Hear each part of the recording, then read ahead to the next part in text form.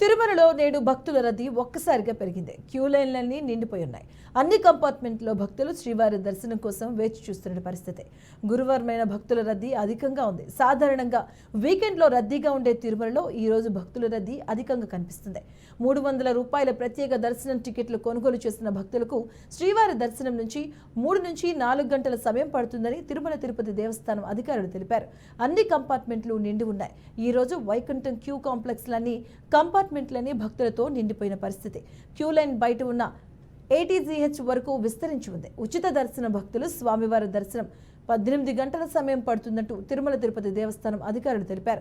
నిన్న తిరుమల శ్రీవారిని 81,930 మంది భక్తులు దర్శించుకున్నారు. ఇక వీరిలో 41,224 మంది భక్తులు తలనీలాలు సమర్పించుకుని మొక్కులు చెల్లించుకున్నారు.